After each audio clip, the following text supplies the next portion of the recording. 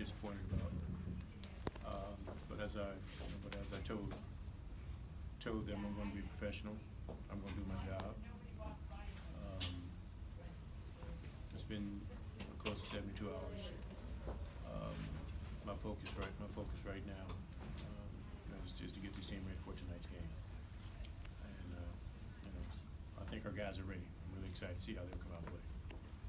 Still in that same row, Chris.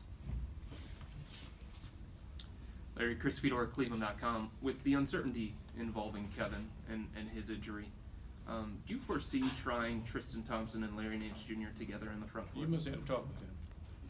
I did. Yeah. Larry said. Yeah, they actually came at me yesterday. We were at practice. We were scrimmaging, and they both tried to check in together on the same team. I mean, I think there could be some possibilities with that. I won't rule it out.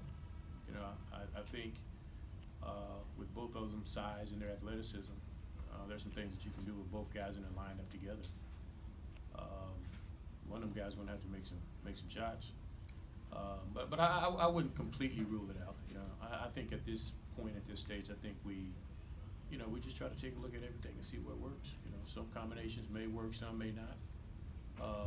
If it doesn't work, I mean, we'll go away from it, but that doesn't mean we won't come back to it. So that's something I might consider. If Sam is in the starting lineup, who's the backup for? But we'll be moving guys around. We're more than likely we'll probably be small at the backup four. Which size-wise, I mean, Sam's not a big guy, but he's going to be playing against some bigger guys at the four position. But we'll move people around. Chances are we will be probably small at the four, which is okay with me. Left side, Rick. Larry, Rick Nolan Gazette. On the contract thing, if this thing goes on a week or two or however long, what's the end game if you still don't have an agreement? I mean, do you quit? Do you risk getting fired? Do you go back to the bench when they hire somebody else? What happens if one's not reached? Well, my conversation that I've had with my agent, and that was a question that did come up. That was what happens if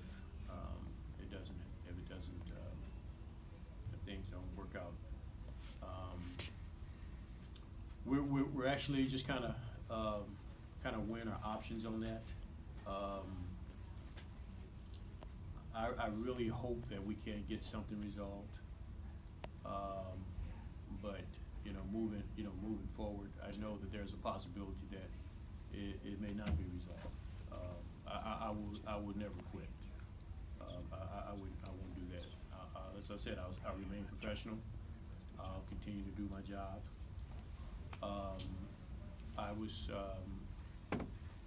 was told that there could be a possibility of them just bringing in somebody else to finish out the year, and then I can move back into my original position as associate head coach.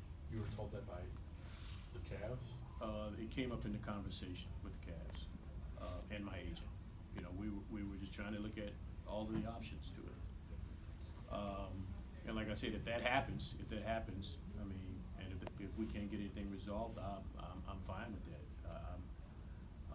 My contract is over in July, and I know at this point, certainly you look at the team and the direction that it's going, and certainly they want young guys playing. So we're in somewhat of a rebuilding process, and maybe they don't have, as far as the future is concerned, maybe Larry Judah is not part of the future, and I've been in this situation before. It's nothing new. This is the way this business is, and I totally understand that, and I respect it. So if in the event that nothing gets done, there's a probability or possibility that they could bring somebody in from the outside, or still probably they can hire within. But more than likely, from the conversation is to bring somebody in from the outside and let me resume my original associate head coach position and finish my contract out. Joe. Joe Varden, The Athletic. Over the last couple of years, you guys have been pretty bad defensively, whether you had LeBron or not. What do you think that is? What has been contributing to that, especially To our defense? yeah. I just think defense is really. I think a lot of it is attitude. I think you got to have the personnel to be a good defensive team, to be a solid defensive team. Everybody has to be on the same page as far as being able to, maneuver around or whatever defensive schemes that you have. You got to have the personnel to do it. We've tried some things. They haven't been, to our liking. So we continue to try different things. I think teams look at us, and they question our speed or our ability to say get back defensively. Turnovers lead to easy basket. Bad shots lead to easy baskets. Poor floor balance leads to easy baskets.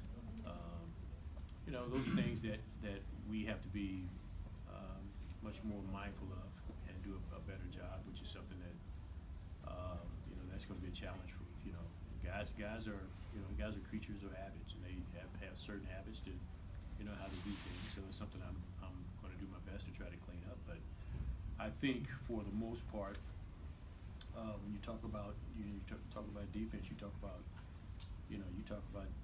attitudes. Guys who good defenders.